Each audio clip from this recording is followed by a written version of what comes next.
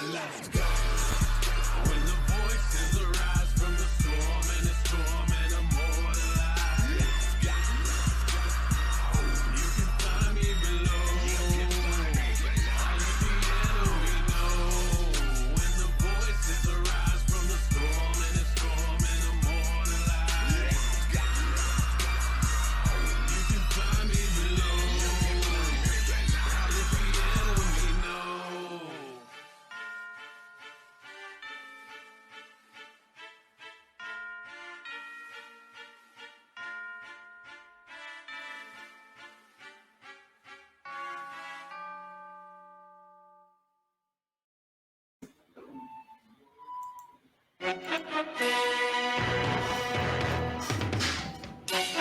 What is good? What is good? What is really, really good? Ladies and gentlemen, boys and girls, children of all, Synful Blaq Entertainment proudly brings to you the NFL Preview. You're getting better at this. I love it. I love it.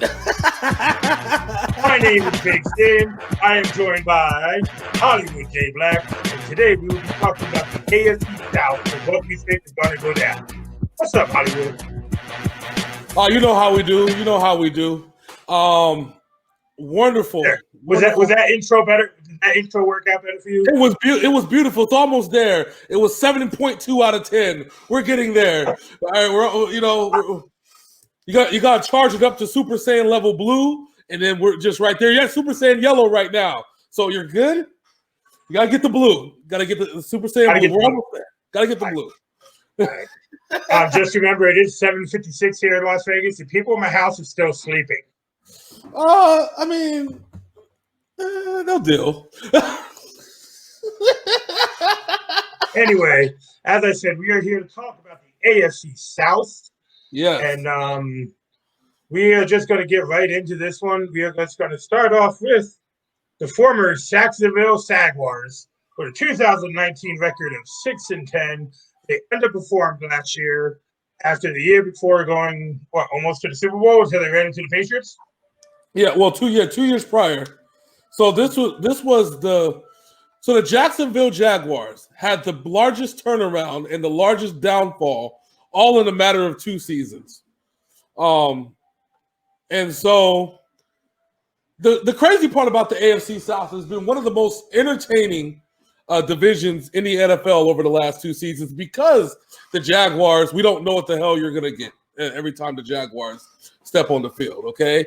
But I will say that there's a lot of promise in Jacksonville. Gardner Minshew looks entrenched as the future quarterback of the franchise. So I like him. We've seen him play last year. Dude gives zero fucks. He balls. He is a cult hero down in Jacksonville. Well, yeah, because it's the porn star mustache. Yes, a nice mustache will get you a long way, right? And so Leonard Fournette's still there. All the management is gone. The previous management is gone. New management is in place. So, the other thing you got to add is that AEW, which is owned by the Khan family, specifically Tony Khan, they want to build up that brand down there. It's organic right now. So, to me, this is perfect. This is a perfect time. If you're a Jaguars fan, there's actually some hope, some promise, and some premise. The defense is still legitimately one of the best defenses in the NFL. They did lose Calais Campbell, which is big. They did, but we'll go over some of the additions that they made too as well. So let's go into that right now. Actually, so real quick with the COVID optional holdouts, they lost Larry T. McCray, Rashawn Melvin, and Al Woods. All three defensive players, a linebacker, corner, and a defensive lineman. Okay. So, but then let's go ahead and put up their draft. So in the NFL draft this year, the Jacksonville Jaguars took C.J. Henderson, the cornerback out of Florida, Devon Chasen, the outside linebacker from LSU. They took Laviska Shenault, Davon Hamilton, Ben Barch, Josiah Scott, Shaquille Quarterman, Daniel Thomas, Colin Johnson, Jake Lutton Davis, and Chris Clay Brooks. Yeah. That's their draft. The Florida pick and the LSU pick are probably the two best ones they made. Well, yeah, C.J. Henderson is the dude that was basically replacing the guy that they traded up to the Rams. I keep forgetting his Jalen name. Ramsey. Yeah, Jalen Ramsey. yeah. So C.J. Henderson to me is a I don't want to say a better corner, but he's a great all around corner. C.J. Henderson was pro ready 2 years ago. Let's not make any mistakes here. The only reason, like, he decided to continue his career, he's the type of person that probably should have went out as a sophomore and didn't, and couldn't, because of the NFL NCAA rules bullshit. So they have not brought in anybody. Well, if you remember the statement, who said it? Remember how the offseason started, where the biggest deal was they said that for any potential free agents, and this is from the NFL Players Association, that they need to change their management and change everything there because we cannot recommend the Jacksonville Jaguars as a free agent destination. So also in the pre-draft trades, they traded Dante Fowler to the Rams. Then they traded a fifth-round pick for Joshua Dobbs, a backup quarterback. Then they, as you said, they sent Jalen Ramsey to the Rams. They traded AJ Aboye to Denver. They traded Nick Foles to Chicago, and then they traded Calais Campbell to Baltimore. Yeah, which is, if you think about it, it seems like the Rams seem to be a willing partner for all of Jacksonville's cast-offs. I ain't saying, I'm just saying Blake Bortles went there last year in the offseason. You know what I'm saying? Oh, like, here, just sign him. We're going to cut him. Just please give him a job. Oh, sure, why not? Shit. They get paid the NFL minimum while he's still making fucking $25-30 million a year in Jacksonville. And then, of course, they gave away Jalen Ramsey for almost nothing. Yeah, for a fourth-round pick for a Pro Bowl corner. Yeah. That's not Belichick negotiating that trade. Yeah. Dude, he must have been the middleman. It's just his soft voice. Listen, we know that you got to send off these people. They don't want to be here. You don't want them just collecting money. Fourth round is fair. Just in his monotone voice. Fourth round, it's fair. Okay, okay, bro. Mr. Khan, Sean McVay, and whoever your owner is. It's fair. It's fair. Fair. All right, so let's go ahead and jump right into the schedule for this season. Look at the stash. Look at it. All right, so they start off with the Colts. Then they got Miami. Then they play the Texans, the Chargers, the Packers, the Browns, the Titans, the Bears. The Titans again. They play the Titans twice. Yeah. The Bengals, the Lions, the Texans, the Steelers, the Vikings, the Ravens, and the Colts. So they're bookmarking their season with Colts and Colts. So they're the end caps. So when in the middle. So go ahead. I'm sorry. In the middle, you got the two Tennessee games. So what if I told you, and you might think I'm crazy when I say this, I see a 9-17. I was thinking the opposite, bro. I see a 7-9 team. Let me tell you why. Because go back to the schedule real quick. Put up on the side. No, put up on the side. You're good. Colts at home, and then Dolphins on Thursday night. I think those are two games they can win. At Tennessee, at Houston, not gonna happen. At LA, okay. That with the Chargers, we know Tyrod Taylor is their quarterback to start the season, but by week 4, that rookie might be starting. True. Very true. Let me think. Okay. So then 3-1. I see 3-1 in the first 4. Then they got to play the Packers. It's 3-2. The Browns, I think they could beat the Browns at home. Maybe. I don't know. Or did I say the Browns was going to win that game? That might be one they steal. They're going to split Tennessee. See, I think they'll split the Colts. They'll split Tennessee. But the Texans, they'll lose both games. So that leaves only on the Lions, which I think the Lions can win. I mean, not the Lions. That thing, I wonder if in the last show, did I say Jacksonville could beat the Lions?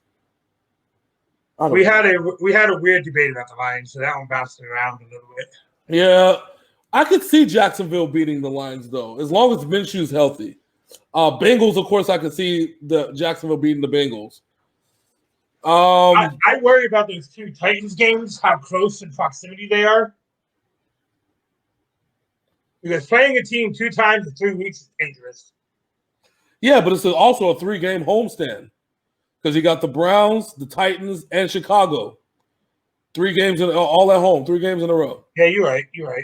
That's kind of where, if they can get the momentum in the Browns game, as this is our house, then they can do the same thing with Tennessee and then probably fend off Chicago or lose a close one in Chicago. We see that those last 3 games are brutal at the end of the season. Yeah. At Minnesota, at Baltimore, at Indy. I worry about at Baltimore because it's in the cold. That's going to be Maryland in December. Like I said, I'm going 7-9. What'd you say, 9-7? I'll split it 8-8. I think they improved. Yeah. The reason why I would say 8-8 is because literally Gardner Minshew is going to carry this offense. That's the only way that this is going to go. Unfortunately, they don't have the talent on offense. From this standpoint where we're speaking right now, outside of Gardner Minshew and Leonard Fournette to make this work. I think they have the receiver that they have D.D. Westbrook, but we saw last year that D.D. Westbrook is not a number 1 option. He's in the Juju Smith-Schuster category of guys that – but see, it's not D.D.'s fault. D.D. didn't want to be a fucking number 1 option. The fucking Jacksonville management got rid of Allen Robinson, Allen Hurns. Marquise Lee got hurt. Marquise Lee got hurt. Everybody was fucked. Oh, D. Hi, D.D. How you doing, buddy? And now Marquise Lee's on the Patriots, but he's holding out this season. Oh, lovely. So that's what I'm like. I went 7-9. You went 8-8 on that one. Yeah. Overall, better records than last year. Around the same judgment we have. I just worry, like I said, I worry about playing Tennessee 3 times in 2 games. So yeah, I know that they'll split it. That 3-game homestand is going to really show you if Jacksonville's a legitimate team or not. And then they got a 3-game road stand at the end of the season, which is going to suck. Yeah. All right, so next up in the AFC South, we have another 7-9 team. That was the Indianapolis Colts with their new quarterback, Philip Rivers. Yes. This is an enigma. I'm so disappointed about the fact that there's no Jacoby Brissett this season. Make no mistake, I'm not doing that because I favor black quarterbacks. Okay, before Jacoby Brissett's injury, he was one of the better quarterbacks in the NFL. Yeah, he was a Pro Bowler last year. Yeah, he came back from the injury too early. You could tell that he came back from the injury too early because he wasn't the same person when it happened. Absolutely. And that's the coach's fault because they should have got a decent backup behind Jacoby Brissett. Not saying that Brian Hoyer is bad, but Brian Hoyer was not built for that offense. You can't take an athletic quarterback with the talent that Jacoby Brissett is and back him up with a pocket standing only quarterback. Because remember, this is the O-line that was designed to block Andrew Luck, and Andrew Luck is a mobile quarterback, which was the reason why they got Jacoby Brissett to begin with. You see what I'm saying? And Yeah, so, and Brian Hoyer is basically Tom Brady without the speed. yeah, exactly. And that's sad, and that's really sad to say. Yeah, he's not deceptively fast as Tom Brady. See, Tom Brady will have you thinking it's all good in that pocket, and then all of a sudden will take off randomly for 5 or 6 yards to get the fucking first down. You know what I'm saying? That's it. Brian Hoyer's not that. And, and somehow Tom Brady would juke your ass too, like he did Brian Urlacher that year. Yep. And he got exposed. Like Brian Hoyer really got exposed as very extremely one-dimensional, only good for one type of system. How is this going to work now? When the O-line that they drafted to protect Andrew Luck and Jacoby Brissett, because the way that line is, how is he going to protect Phillip Rivers? Yeah, because they were a speed offensive line, not a power offensive line. Exactly. So real quick, we'll go with the COVID holdouts real quick. All defensive. Roland Milligan, Sky Moore, and Marvell Tell. They are your holdouts for the COVID situation for the Indianapolis Colts. And now we're talking about the draft, since you brought it up. Here we go with the draft picks. So you got Michael Pittman Jr., a wide receiver out of USC, which is actually a really good pickup for Phillip Rivers. Oh, yeah. Jonathan Taylor, a running back out of Wisconsin. Then you got Julian Blackman, a safety. Jacob Eason, a quarterback. Danny Pinter, a guard out of Ball State. Then you got the lesser knowns, Robert Windsor, Isaiah Rogers, Desmond Petrone, and Jordan Glasgow. Yeah, so the Pittman pickup, the Taylor pickup are probably going to be two of the best pickups that they have. Easton's probably going to be a camp guy. I mean, they're high on him, but I don't see him nowhere near the talent level of either Rivers or Brissett. Not at this stage in the game. Yeah. But Michael Pittman is that big that wide receiver target that they needed. And this is funny as we look at this record, because remember, they were 7-3. But Brissett got hurt. Yeah. They were on their way, remember, and it was something that we said that even with Andrew Luck out, we put our faith in Jacoby Brissett to get Indianapolis into the playoffs. That was our pick last year as a sleeper, as a sixth seed, you know. And then we were almost right until that fucking injury. So it tells you that we see what nobody else sees. Like I see the potential. I see what Brissett could do in New England. Yeah, you know, on 3 days rest, he torched the fucking #1 defense in the NFL at Houston.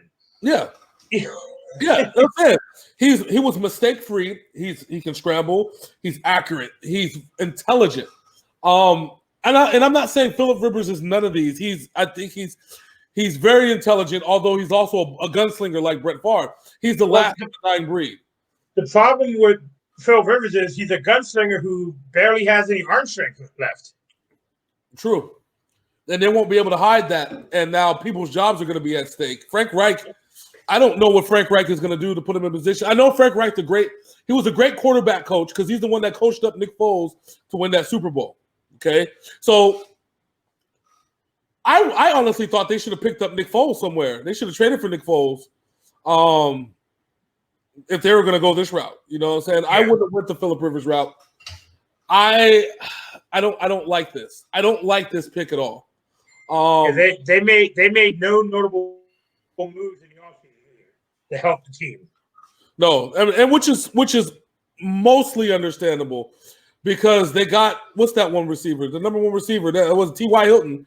They got T.Y. Hilton. They got Pittman. They had the other receiver that's there now, but they don't have their tight end no more. Ebron's gone.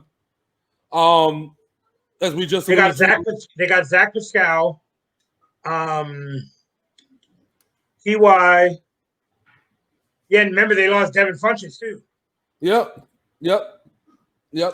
And so I don't know how this is gonna go. So let's go ahead and take a look at the schedule. Yeah. Got the so the Indianapolis Colts schedule. They start off with Jacksonville, then they got Minnesota, the Jets, the Bears, the Browns, the Bengals, the Lions, the Ravens, Titans, the Packers, the Titans, Texans, the Raiders, the Texans, the Steelers, the Jaguars. My God, that's the murderer's row between week 10 and 15. So I can see, like I said, we talked about the split Holy in shit. Jacksonville. Yeah, I think they'll split. They're the ones that I can see splitting with Jacksonville, splitting with Tennessee, but not splitting with Houston. Again, I think I'm giving Houston a lot of credit here, but I think Houston's schedule is probably the harshest schedule out of all these schedules, and we'll get to that in a second. But like I said, week 10 through week 16 is kind of a murderer's row. They could lose. They could theoretically lose every single one of those games. Oh yeah. Well, right now I even have them at.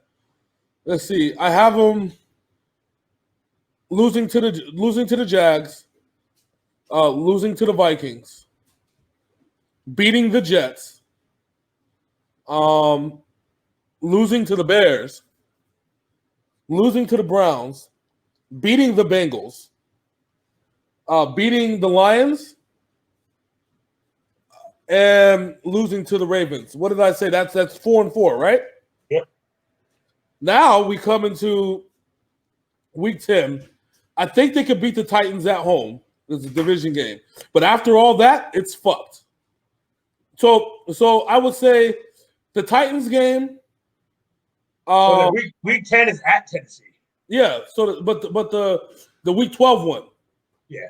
So that's really the only one I see them winning out of those last ones. So we're talking about 5-11. I'm gonna actually look at some revigoration and Philip Rivers. The same record they had last year at 7-9. I can't. That's my problem. I can't. I'm looking at this, and I can't see 3 more wins or 2 more wins. I can't see it because then I think they upset the Bears at Chicago just because that's a Phil Rivers thing to do.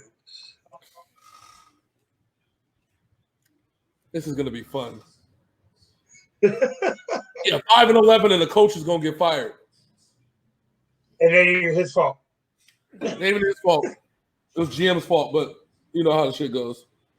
So we're both predicting Indianapolis to be down in the dumps this year. Yep. So next up, we are going with the Cinderella team of last year, team that has the biggest running back in NFL history who can run a 4.40. Going with the 9-7. We're going with the 9-7 Tennessee Titans. Ryan Tannehill revitalized his career last year in Tennessee after being traded by Miami. Derrick Henry earned a paycheck. And I still think he should have held out unless he was getting paid more than Ryan Tannehill, but he's a running back and Tannehill's a quarterback, so that doesn't matter. Yeah, you already know how that goes. It never turns out well for any running back. Although Derrick Henry deserves to be the highest paid running back in the NFL by a mile. As much criticism as Derrick Henry caught over the last couple of years, he's finally earned that big-ass paycheck that he's been searching for. The Tennessee Titans, they run where Derrick Henry runs. And Tannehill, with his scrambling ability, the ability to make plays on the fly, his ability to both see things as a quarterback and as a wide receiver because he played both, gives him the wherewithal to see things that nobody else sees. And now they have the talent behind them. They have, what are the receiving core? Their receiving core is not even like great, but they were great. Well, yeah, because of Hollywood Brown. Yeah. At receiver, they got A.J. Brown, Cameron Barston, Rashard Davis, Cody Hollister, Adam Humphries was really good last year. Yeah, Humphries was great. Caleb Randolph, and I think they drafted 4 wide receivers. Mm-hmm. And they drafted Mason Kinsey, Nick Westbrook-Wine, Kristen Wilkerson, and Kyle Williams. Those are their new wide receivers that have just added to the team. So remember, this team is the team that almost beat Kansas City last year. So yeah, if it wasn't for like 2 or 3 plays, they had that game on lock. Yeah. Mike Vrabel, one of the only teams to beat the Patriots in back-to-back games. Yeah. Mike Vrabel is a hell of a coach. Mike Vrabel outcoached the hell with that last year. Yeah. Well, I think the difference between Mike Vrabel and guys like who's the coach of the Lions? Trisha. Yeah. And then of course Flores in Miami. The difference between Vrabel and all those two is that Vrabel actually played in the entire system and then coached the system, not only just in New England, but he then coached it in Houston for a little bit before he became a head coach in Tennessee. So all that experience from a player side and the coach side really set him up for the success that he has now. With that said, Tennessee looks like, to me, the division winners of this division. I know we're going to get on Houston, but I think they're going to be close. They're going to be good this year. We're going to be talking about two really good teams coming out of the South. As far as the COVID holdouts, only offensive tackle Anthony McKinney, he's holding out due to COVID. So let's go ahead and jump right into that draft real quick. Bam. So their draft picks on the season were got Isaiah Wilson. They drafted another Wilson. Yep. Christian Fulton, Darrington Evans, Laurel Murchison, Cole McDonald, and Clutch Jackson. Well, yeah, because once they got rid of Mariota, they didn't have a backup QB. So they added a backup, and then Cole McDonald's the third string of these guys going to be a camp dude. Grabbed him in the second round. Who knows where he comes on at? But Isaiah Wilson, an offensive lineman, and a Christian Fulton specifically, I'm surprised he went in the second round. And Tennessee scooped his ass right up close to the end of the second round. So yeah. And as far as all-season additions through free agency, they signed Vic Beasley from Atlanta. They signed Jack Crawford, also from Atlanta. Yeah. Nick Zubnar. I can't say his last name. And okay, so they picked Atlanta clean. Ty Sambrielli on the Falcons. Well, yeah, a lot of those guys.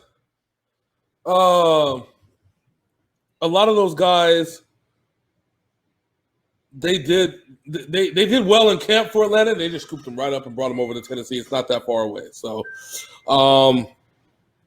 I think this is a great season. Let's get into the schedule because I really want to psychoanalyze the schedule that we got going on.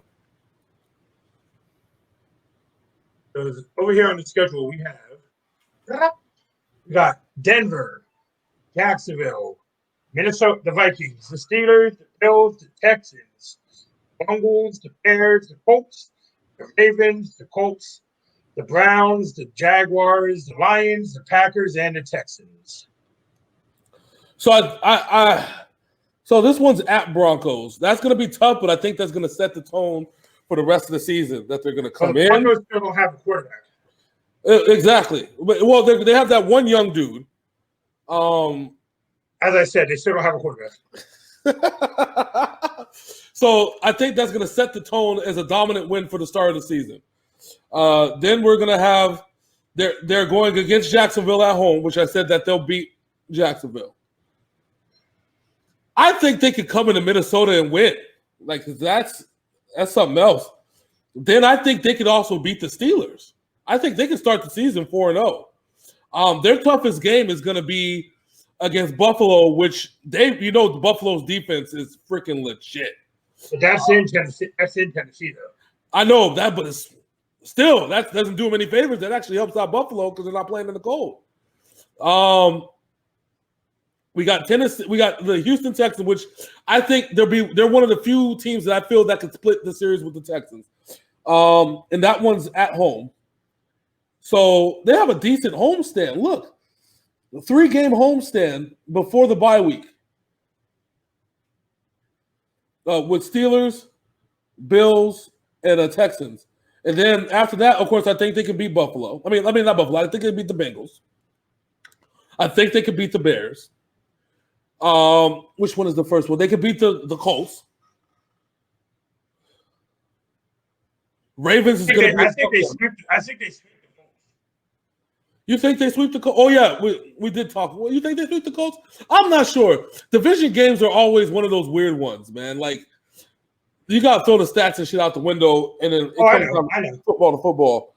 Like I don't know. So I think they'll lose to the Ravens because it's the Ravens at Baltimore.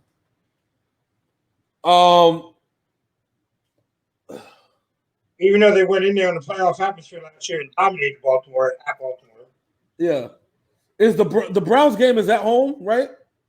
Yep, it's at home. Browns game is at home. I think they could beat the Browns at home. Jacksonville, I remember I told you they'll split the Jacksonville one, so that's the away one that they'll split. The December game is still a flex game. That's their flex game because we don't know whether it's going to be played on the 19th or the 20th. Yeah. They'll beat the Lions. The Packers they'll lose to. And then the Texans they'll lose at that one. So we're talking about 1, 2, 3, 4.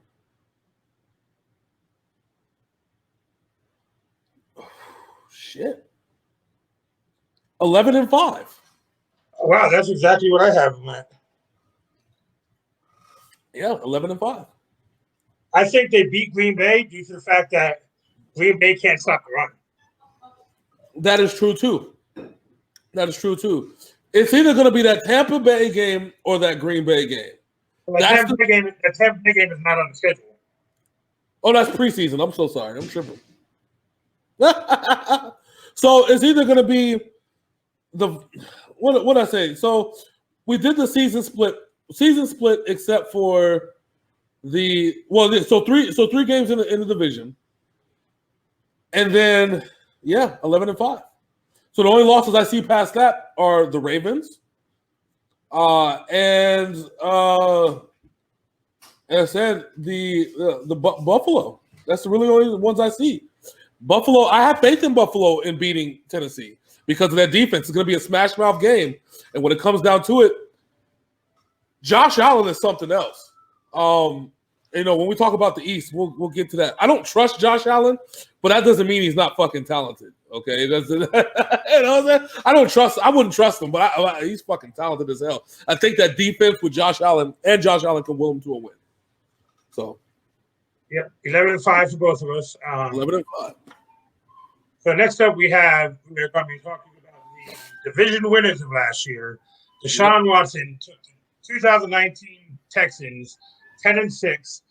They beat New England at New England to get into the playoffs and win their division last year for a dominant victory. This Houston Texas team, they lost. Their big loss is going to be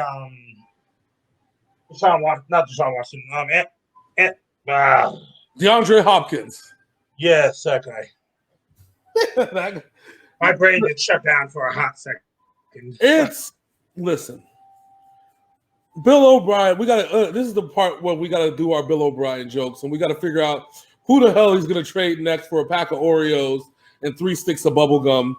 And a cop. Well, let's just start here.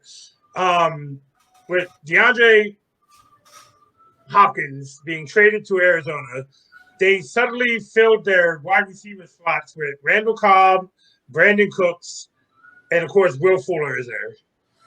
They filled their receiving core with injury prone mofos. Okay, all right, okay. Well, Will Fuller's always been there, but them injury prone mofos, Randall Cobb and freaking Brandon Cooks. Brandon Cooks, who gets knocked unconscious at least 2 times a season. 2 times. When they talk about post concussion syndrome, that's a picture of Brandon Cooks. Poster child.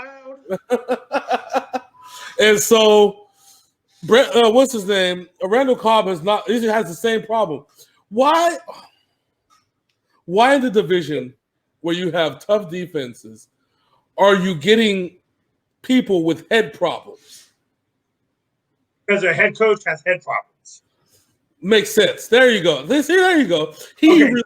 So we like to clown on Bill O'Brien, but we have the right to, due to the fact that not only did he trade DeAndre Hopkins, he traded him for 2 bags of chips and a jar of pickles. Yes. And then came out and said coaching him was like being around Aaron Hernandez, a murderer. I was just like, wow, really? Really? Oh, Houston, I love you, and I love Deshaun Watson, but Bill O'Brien is going to be your downfall. I'm trying. I have a lot of faith in Houston. Well, I did. But they're without DeAndre Hopkins, they are not the same team. I don't even care how good the defense is. Deshaun Watson and DeAndre Hopkins built a bond that now is broken because you can't really trust anybody on there because we don't know who's going to be there. Randall Cobb might get injured in the there is no preseason. Randall Cobb might just get fucking injured. Walking in his house. Cook's going to get knocked out for 3 weeks, and he's going to come back and get knocked out again. And then he's going to be gone. Yeah. And so what are we doing now? What are we fucking doing? So let's take a look at the draft. And let's see, the only person they lost due to COVID was Eddie Vandernuss, and he was a defensive lineman, a third stringer, so he really doesn't matter. So let's take a look at their draft picks here. So we got Ross Blacklock. Oh my God, I almost said Blacklock. Blacklock. We got Jonathan Greenard, Charlie Heck, John Reed, and Isaiah Coulter. I don't even know who Isaiah Coulter is. But you see how bad this is that Houston didn't have a first-round draft pick. And that's only their draft picks. You compare that to the Vikings draft picks, the Vikings had like 20. Exactly. Do you recognize any of these names? No. Except for Blackhawk? No, I don't even recognize him. Texas Christian, baby. Texas Christian. Texas Christian University has not been relevant since Andy Dalton was there. Did Andy Dalton was there? Yeah, he was there. So they didn't do themselves no favors in the draft. And they didn't do themselves any favors in signing anybody because, let's see, they got they traded Laramie Tunsil and Kenny Stills to the Dolphins. They traded Jadeveon Clowney to the Seahawks the year before.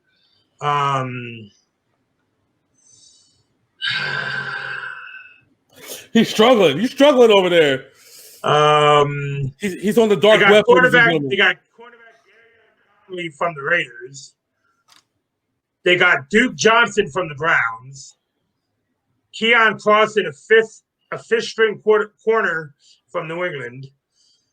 The big thing for the DeAndre Hopkins trade is that they got a broken down running back named David Johnson. Oh yeah, David Johnson. Another problem. Who's running this team? Trent Baalke, the former GM of the fucking Niners? No. Bill O'Brien is their GM also. Well, he must be calling Trent Baalke for free agency advice and trade advice because he seems to be getting injured people and people we've never heard of. Somebody tell me. So South Carolina, Marcus Lattimore. Remember Marcus Lattimore? He blew out both his knees. So you tell me why we spent the second round draft pick for him. Hey, you're not going to get diamonds without squeezing some coal, okay? How about we just go for some rubies and hope for the best? That sounds better than trying to squeeze for some diamonds and ended up with like moissanite or some shit.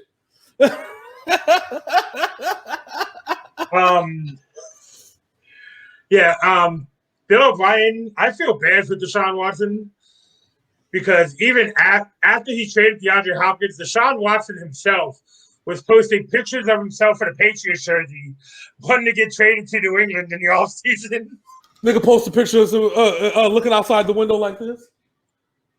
And Deshaun Watson's out in the DeAndre Hopkins out in the distance. DeAndre Hopkins out there jogging with him. If you're gonna trade, you might as well just trade Deshaun Watson to Arizona too for fucking Kyler Murray at that point. I mean, since you want to fuck over everybody. How do you piss off your star quarterback so bad that he is posting pictures on Instagram of himself in a Patriots jersey Talk about holla at me, Bill. Holla at me. It's gonna be a problem. So let's go ahead and take a look at their schedule. So here's their schedule. They open up against the Chiefs. Fuck. Then they go to Baltimore. Fuck. Then you got Pittsburgh, the Vikings, the Jaguars, the Titans, the Packers, the Jaguars, Patriots. Then they have their bye week. Then they're home against the Patriots. Then we got the Lions, the Colts, the Bears, the Colts, the Bengals, and the Titans. This is not a favorable schedule by any means. So let me tell you like it is. So for the Jacksonville scenario, I said they're not going to split Jacksonville. They'll beat Jacksonville twice. Okay. They'll split the Colts. No, they'll beat the Colts twice. And Tennessee, so they'll end up 4-2 in their division. Well, 5-1 in their division. Past that, whoo, shit. I think the only guaranteed wins they have is the Bengals. Depends on how far of the playoff race they are. Shit. Listen.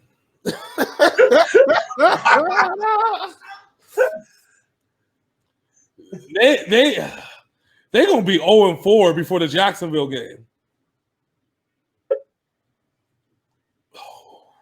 So I'm gonna see. I trust Deshaun Watson to win some of these games. You trust him to beat Kansas City? No, I didn't say all that. Did I? Hold on. I said some of these games.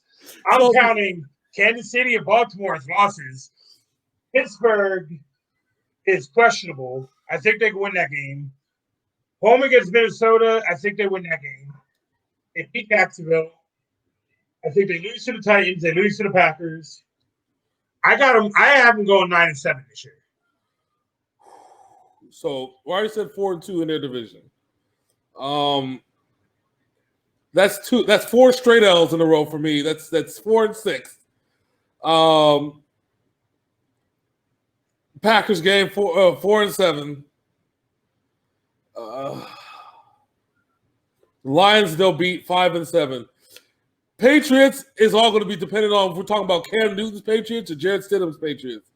If we're talking about Cam Newton's Patriots, the Patriots are going to stomp all over them, dude. The Browns, I think they can win that one. I think the Browns can win. The Browns are not in their schedule. And yes, they are. The top left, top right. Oh, shit. I thought that was the fucking controller.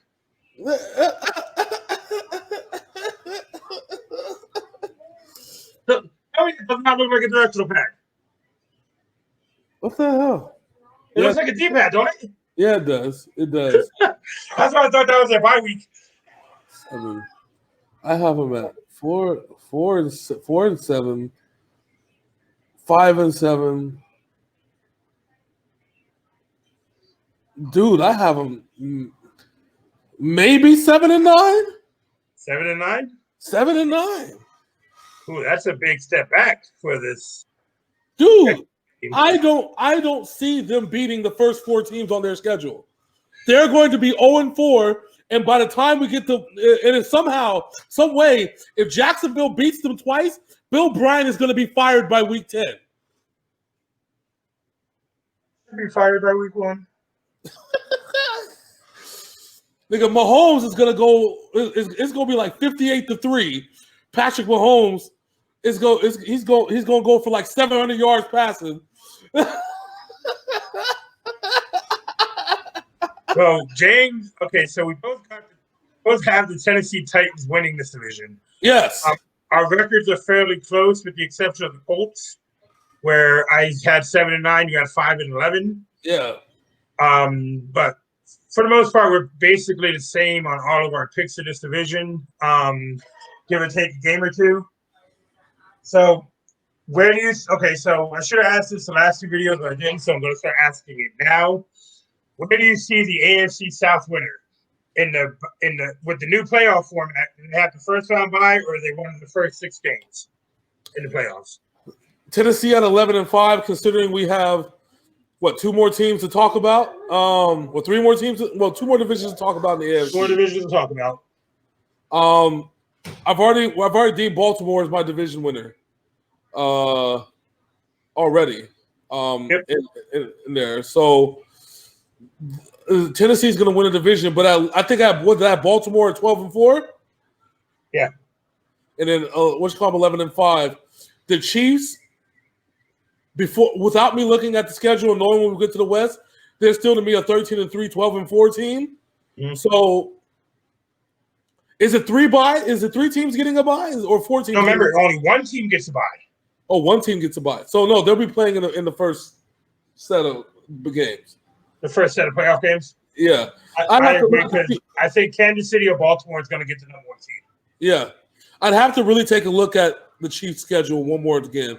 And I don't think we're doing the West next time, I think. Yeah. No. 2 weeks from now. Oh, yeah. But I'm talking about when we record. Yeah. So we do the West and the East next week. Yeah.